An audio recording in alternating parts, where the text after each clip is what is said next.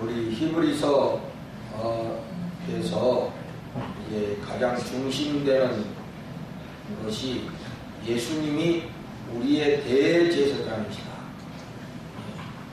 여러분들이 이 대제사장의 직분이 얼마나 중요한 것이냐.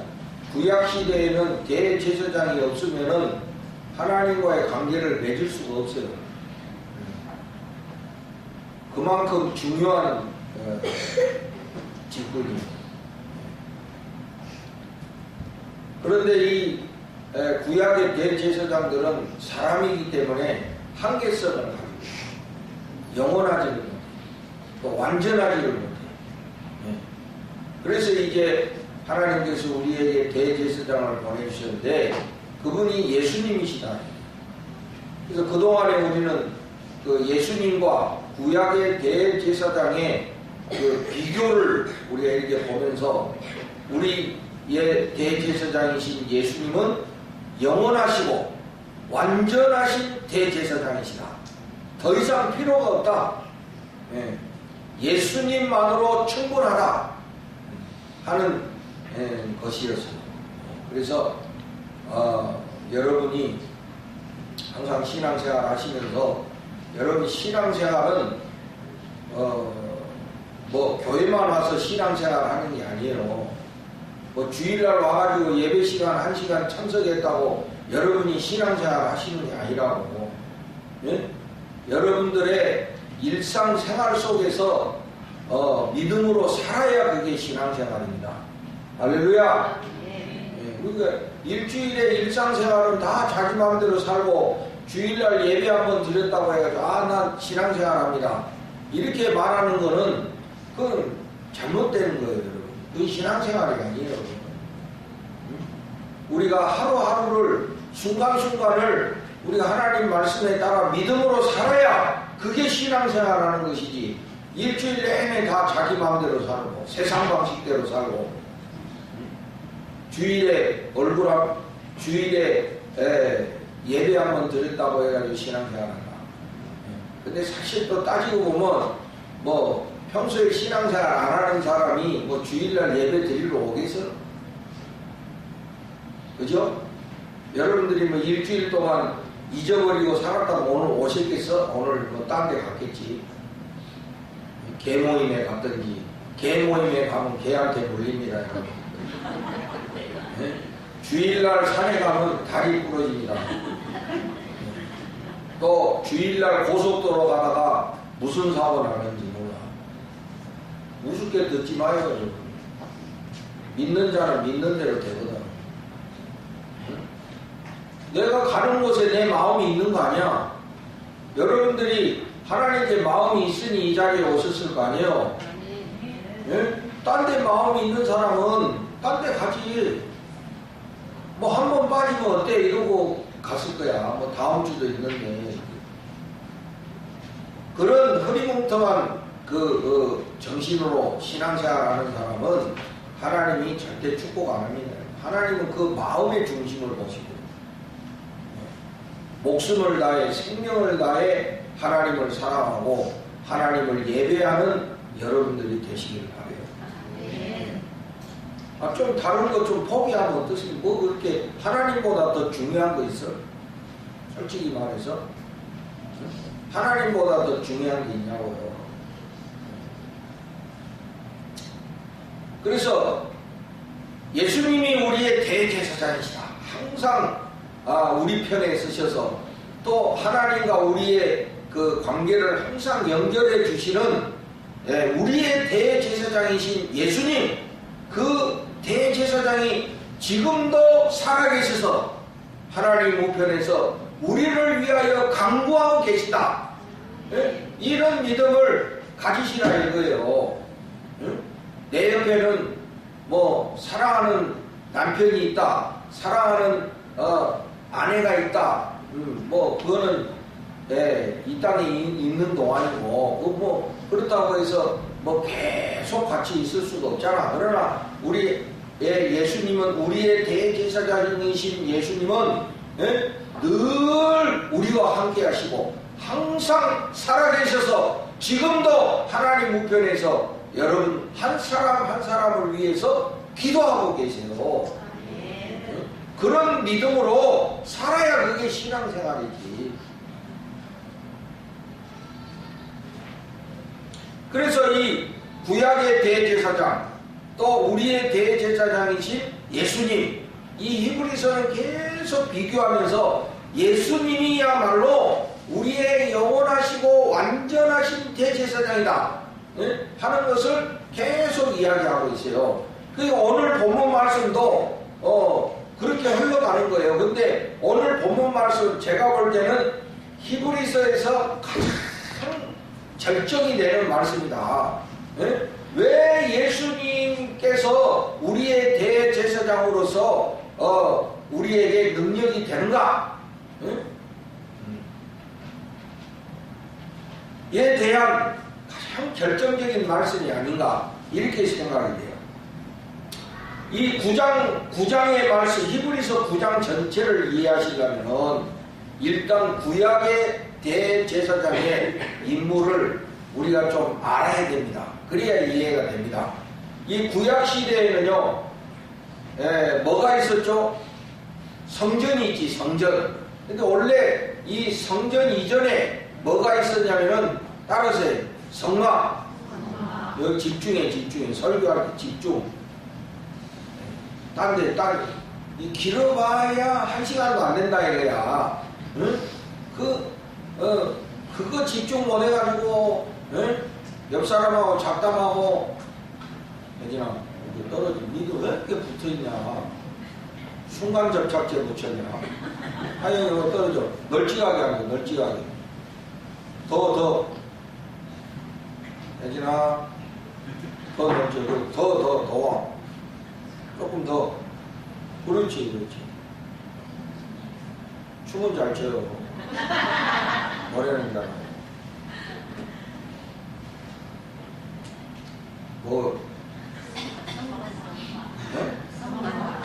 성막이 있었다. 여러분 이제 나도 이제 나이가 들어. 우리 장로님이 여기 계시는데 나도 이제 나이가 들어가지고 자꾸 잊어버려. 아주 전혀 생각이 안 나. 여러분들 이해를 하세요. 성막이 있었다. 성막. 근데 이 성막은 말 그대로 천막이야, 천막. 그러니까 이동하는 거야. 예? 그 이동하는 건데 성전은 뭐예요? 건축물이잖아요. 그러니까 한 곳에 고정하는 거예요. 이게 사실 이 하나님을 한 곳에 고정시킬 때부터 타락이 되는 거예요. 사실은 자꾸 우리 신앙은 움직여야 돼요. 변화돼야 돼요. 한 곳에 이렇게 다 머물러 있으면 다 썩게 돼 있어. 응? 그러니까 우리 교회도 마찬가지요. 여러분 자꾸 새 생명이 탄생을 해야 돼요. 응? 전도 못하면 지영이처럼 배라 가지라 이거야. 응? 쌍둥이 나라니 한 번에 그냥 해결해버려. 여러 번 하지 말고 한 번에. 누구야 누구지? 삼둥이?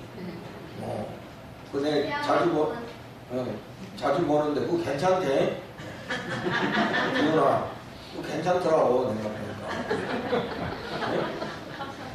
요새는 많이 나야 애국하는 것이고 또 원래 성경적으로 많이 나야 그게 우리 하나님 그 역사에 따라가는 거야 그게. 하나 나는 거는 조금 역행하는 거예요. 네. 많이 나야 돼. 이렇게.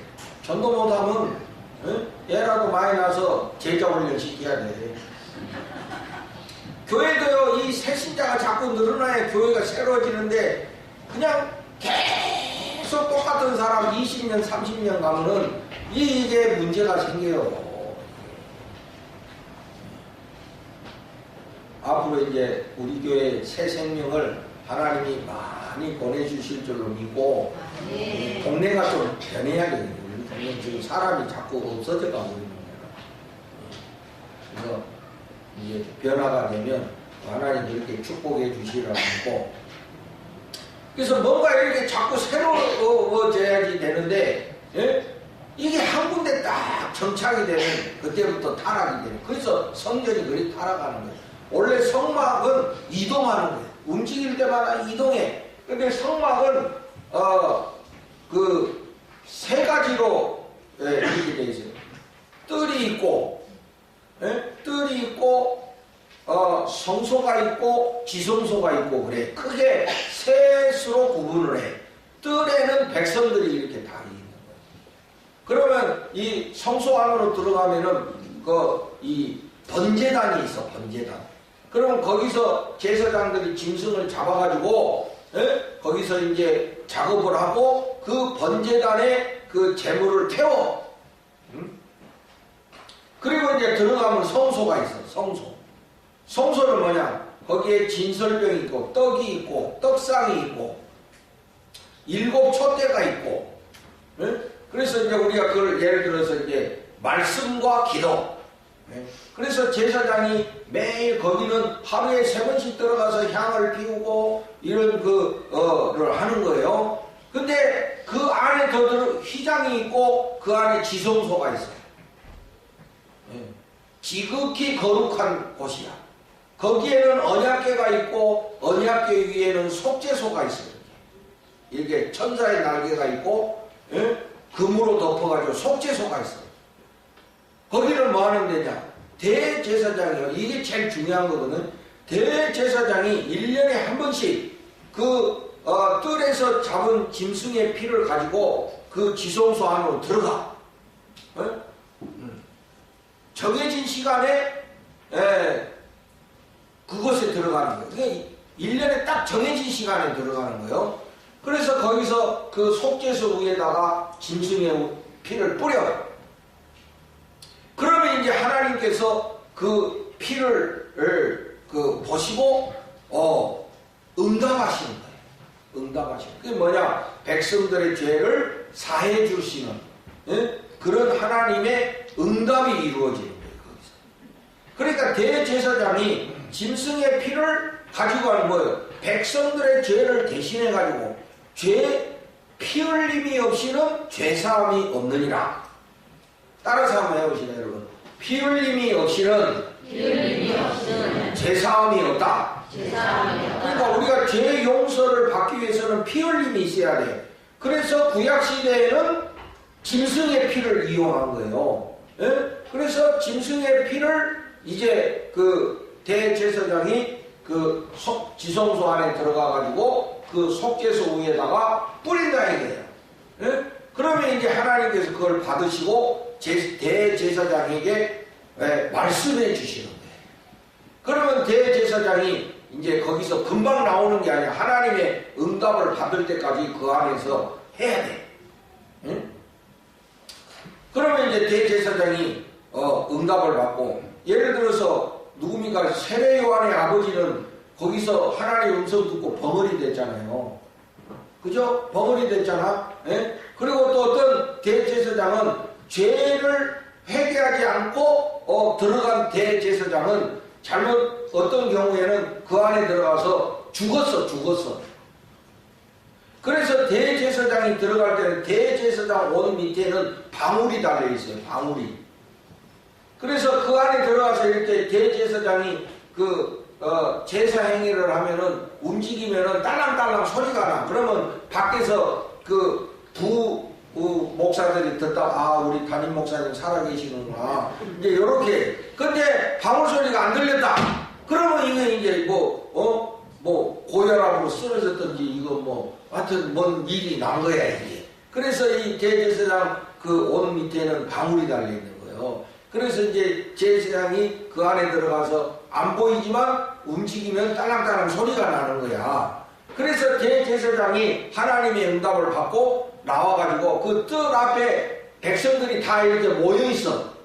그러면 이제 대제사장이 저들에게 그 피를 뿌리면서 이제 하나님께서 여러분들의 죄를 용서하셨습니다. 그러면 전부 아멘 하고 이렇게 그러니까 구약 시대에는 대제사장이 없으면 죄 용서도 못 받고 하나님과의 관계를 맺을 수가 없는 거야. 그러니까 대제사장이요, 이 구약 시대 하나님 백성에게 있어서는 너무 중요한 직분이 대제사장이에요. 아멘. 예. 대제사장이 없으면 안 돼. 이게 하나님과의 예배도 안 되고 죄 용서도 안 되고 하나님과의 관계도 안 되는 거야. 이 구약 시대에는. 그러니까 하나님 백성들에게 있어서 이 대제사장의 임무와 역할은 이건 거의 뭐 절대적이라고 이렇게 말할 수가 있어요. 그런데 문제는 그거는 이제 대제사장은 우리가 지난주에도 말씀을 받지만은 인간이기 때문에 죽기 때문에 영원하지 못하다. 또 인간이기 때문에 죄가 있기 때문에 짐승의 피를 이용해야 되기 때문에 이게 제한적이다. 완전하지 못하다 하는데 문제가 있는 거거든. 그런데 이제 우리 대제사장이 되시는 예수님은 어떻게 하셨느냐. 이제 오늘 본문으로 우리가 이제 돌아오는 거예요. 자, 11절 보세요. 11절. 예. 여러분 우리 성경 아는 일에 힘써야 됩니다. 예. 이 시대는요 성경을 잘 알아야 됩니다. 다른 거 보다도 이 성경을 깊이 아는 우리 성도들이 돼야 돼요. 예. 여러분들이 이런 시간만이라도 말이요 성경을 저랑 같이 이렇게 진지하게 보시면서 알아가셔야 돼요. 자, 여기 보면 그리스도께서는 장래 좋은 일의 대제사장으로 오사. 이미 오셨어. 이 말씀 이전에 예수님이 오신 거죠. 그죠? 예? 이미 오셨습니다. 예? 손으로 짓지 아니한 것, 곧 이 창조에 속하지 아니한 더 크고 온전한 장막으로 말미암아. 그러니까 구약의 대제사장들은 사람들이 손으로 만든 성소에 들어간 거잖아요. 그죠? 네? 사람들이 우리가 인간들이 만들어 놓은 그 건물 안으로 들어가는 거잖아요. 그죠? 네? 그러니까 이게 영원하지 않아요. 그런데 우리의 대제사장이신 예수님이, 제사의 행위를 하는 장막은 손으로 짓지 아니한 장막이야. 사람들의 손으로 만든 그 성막이 아니야. 그리고 이 창조, 즉 피조물에 속한 것이 아니야. 더 온전한 장막. 그럼 이 무슨 장막을 말하는 걸까요? 따라서 하세요, 여러분. 하늘의 장막. 아멘. 영원한 하늘의 장막이야. 이 땅의 장막은 영원한 게 아니에요. 이게 사람이 만들어 놓은 거거든요. 이거는. 예? 그러나 예수님이 우리의 대제사장이신 예수님이 들어가신 장막은 어떤 장막이라고요? 사람의 손으로 짓지 아니한, 사람의 손으로 짓지 아니한, 또 피조물에 속하지 아니한 온전한 장막이에요. 이게 뭐야? 하늘의 장막이네. 할렐루야. 하늘의 장막. 즉 하나님 보좌 앞으로 가는 길이에요. 그러니까 예수님이 대제사장으로서 들어가신 장막은 하늘의 장막이야. 그러니까 구약의 대제사장은 사람이 만들어 놓은 장막에 들어간 거지만은 우리 예수님이 들어가신 장막은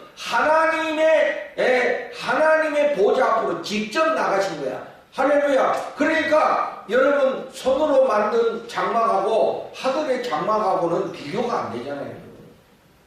이 사람이 만들어온 장막은 계속 반복해야 되지만은 이 하늘의 장막은 영원한 거예요.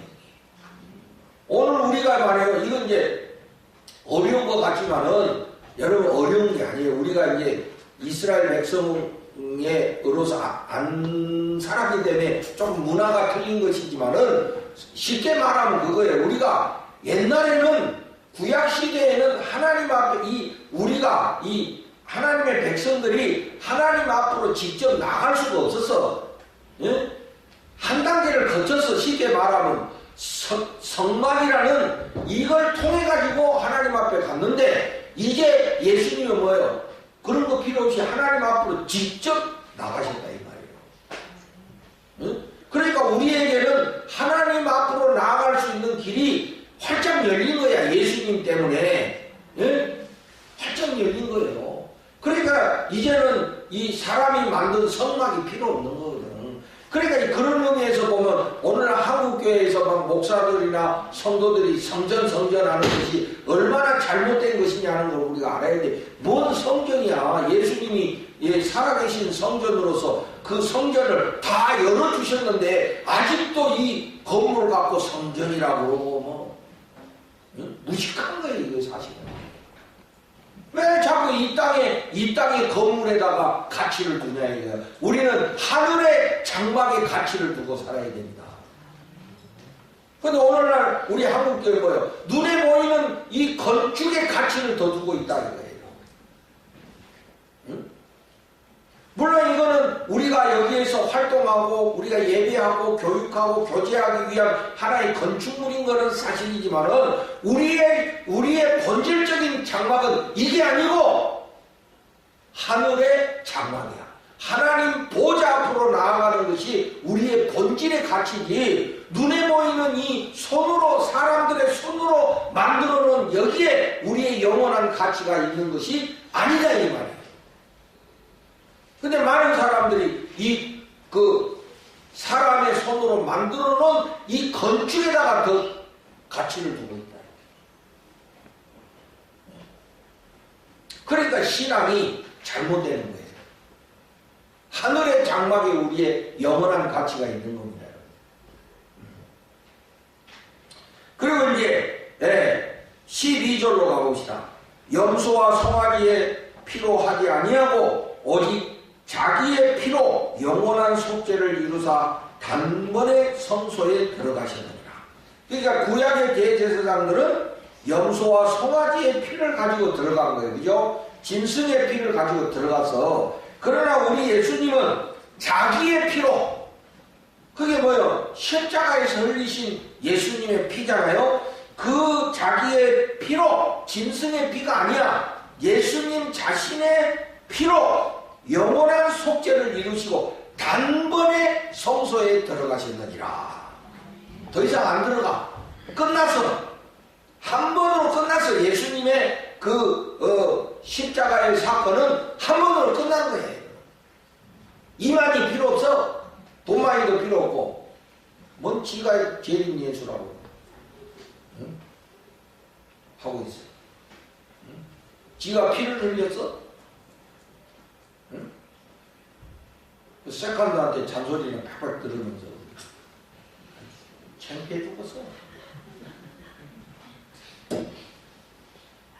그 사람도 내가 볼 때는 곱게 못 죽을 거예요. 하나님 앞에 그런, 응? 오직 예수님만이 단번에 성소에 들어가신 거예요. 예수님은 자기의 피로, 자기가 제물이 되셔서 자기의 피로 우리의 영원한 속죄를 이루어주신 겁니다. 여러분, 누가 우리 죄를 용서해 주시냐고. 여러분, 감옥에 들어갔다 나왔다고 해서 죄가 없어지는 거예요? 감옥에 들어갔다 또 더 죄 짓고 이래요, 사람들.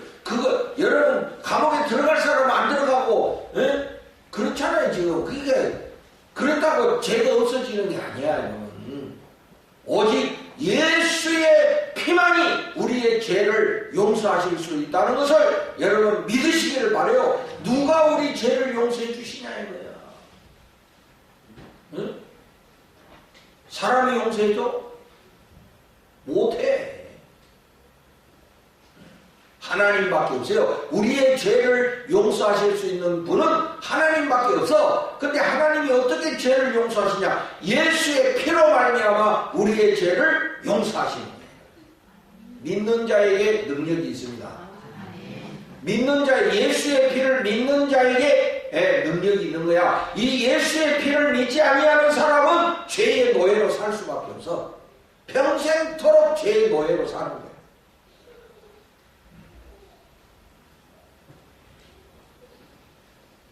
그래서 예수님은 자기의 피로 영원한 속죄를 단번에 이루셨다. 할렐루야. 더 이상 필요 없어요. 예수의 피밖에 없네. 응? 왜 파리가 이런 말이야? 머리가. 예수의 피밖에 없어요. 예수의 피는 영원한 속죄, 단번에 완성돼. 그래서 예수님이 십자가에 돌아가실 때 내가 다 이루었다. 응? 내가 다 이루었어. 완전하신 거예요. 예수님의 대제사장직은 영원하시고 완전하신 거예요. 더 이상 거기에 플러스 알파가 필요하지가 않아. 응? 자꾸 거기다가 다른 거 붙이면 안 돼. 응? 그래서 바울이 그랬잖아요. 다른 복음을 전하는 자는 저주를 받을 거라고. 그 예수님의 피에 대해서 자꾸 다른 걸 갖다 붙이는 자들은 저주를 받을 거라고 그랬잖아요. 예수의 피밖에 없네. 그리고 이제 13절과 14절은 뭐냐면은 짐승의 피와 예수님의 피에 대해서 말하는데, 여러분 염소와 황소, 짐승의 피, 그러니까 즉 짐승, 구약 시대에는 짐승의 피를 부정한 자에게 뿌려서 그렇게 해서 죄가 용서받는다고 구약 시대에는 그렇게 믿었다 이거예요. 그죠? 그렇게 짐승의 피를 뿌려가지고도 죄의 용서가 된다고 믿었는데 14절 하물며 그렇게 짐승의 피도 그렇게 능력이 있었는데 하물며 이게 중요한 거예요. 그 다음부터 읽어봅시다. 하물며 시작. 영원하신 성령으로 말미암아 흠없는 자기를 하나님께 드린 그리스도의 피가 어찌 너의 양심을 죽은 행실에서 깨끗하게 하고 살아계신 하나님을 섬기게 하지 못하겠느냐. 아멘. 여러분 이 말씀이 깨달아집니까? 깨달아집니까? 잡으는 사람은 못 깨달아. 짐승의 피도 그렇게 제한적이지만 능력이 있는데 하물며 예수님의 피는 예수님의 피가 여러분 짐승의 피하고 예수님 피하고 이게 비교가 되나? 그 고귀하신 하나님의 아들이신 예수님이 흘리신 피하고 이 짐승의 피하고 이 비교할 수 없어요. 영원하시고 완전하신 예수님의 피가 어찌 너희 양심을 죽은 행실에서 깨끗하게 하고 살아계신 하나님을 섬기게 하지 못하겠느냐. 응? 예수님의 피가 우리의 죽은 행실을 깨끗하게 하고 우리가 하나님을 섬길 수 있게 할 수 있는 온전한 능력이 되신다. 구약시대는 짐승의 피도 유효했는데 이제는 살아계신 예수님의 피가 그보다 더 능력이 없겠느냐 이 말이지. 여러분 보혈의 능력을 믿으시기 바라요. 예수님의 피의 능력이 우리를 죄에서 새롭게 하고 예수님의 피가 우리를 하나님 앞에 담대히 나아갈 수 있도록 해 주셨다 이 말이에요. 여러분 다 그래서 우리 성결교 성결의 은혜를 다 받으셔야 돼요. 성결의 은혜를 받으셔야 돼. 성결의 은혜를 받아야 죄에서 온전히 해방받을 수 있어요. 성결의 은혜를 받지 못하면 예수를 믿기는 믿는데도 아직도 죄에서 못 벗어나는 이런 삶을 살아가는 것이거든. 예수를 믿기는 믿어. 그런데 죄에서 온전히 벗어나지를 못해. 이것도 아니고 저것도 아닌 그런 그 삶을 살아. 그러나 성결의 은혜를 받는 사람은 죄에서 자유함을 얻어. 아멘. 이건 뭐 경험 안 하는 사람은 뭐 설명이 안 되지. 그러면 목사님 가르쳐 주세요. 가르쳐 주세요. 가르쳐 줄게요. 내가. 사모하셔야 돼요. 그건 하나님이 하시는 거니까 여러분 하나님 우리 목사님이 그러는데 성결의 은혜를 받아야 된다고 그럽니다. 성결의 은혜를 받아야 우리가 죄에서 자유함을 얻는다고 합니다. 성결의 은혜 나도 좀 주시오 하고 여러분 간절히 사모하시면 하나님이 주십니다.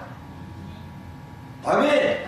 하나님 주시오. 좀 여러분 하나님 앞에 간절히 나와서 구하는 여러분들이 되시기 바라요. 간절함이 사라지는 사람, 성경이 소멸되는 사람들이에요. 간절함이 자꾸 없어져. 하나님에 대한 간절함이 없어져. 이제는 먹고 살만하고 뭐 이제는 뭐 하나님 기도 안 해도 뭐 되는 것 같으니까 하나님 앞에 간절한 사람 마음을 갖지 않는 거예요. 여러분, 그게 바로 죄가 커진다는 사실을 알아야 돼. 자각증세가 없어. 어느 날 갑자기 당신 가난 말기요 하면은 그때는 끝나는 거야. 자각증세가 어때? 응? 그런데 자각증세는 없는데 죄는 커지는 거거든. 응? 그럼 얘는 그때 가서 눈물 콧물 흘리고 살려달라고 그렇게 하셔야 돼. 그렇게도 하셔야 되지만은 우리가 깨닫고 그래서 저는 생각할 때 뭐든지 예방이 중요해요. 예방. 터진 다음에 우리가 하는 건 이미 늦은 거야. 예방을 해야 돼. 그게 여러분 이 말씀 드릴 때 간절히 사모하시기를 바래요. 예수의 피가 그렇게 능력이 있다는데 그 능력을 내가 좀 알게 해주십시오. 그 피의 능력을 좀 내가 깨닫게 해주시고 내가 피부로 체험할 수 있게 해주십시오. 그게 성결의 은혜거든. 그게 성결의 은혜예요, 여러분. 그 성결의 은혜를 사모하세요. 그러면 여러분 뭐 행복이 무엇이냐고 물으신다면 성결의 은혜를 받으면 돼요. 행복 원하는 사람 성결의 은혜를 받으면 됩니다.